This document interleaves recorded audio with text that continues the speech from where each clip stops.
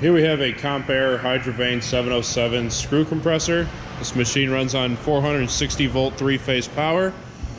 Up top here you got your hours, just over 28,000 hours on it total. I don't have the tank sealed off. We're just going to be blowing it into atmosphere through the hose here. Go ahead and power it up. You see it building pressure from the top of the screw.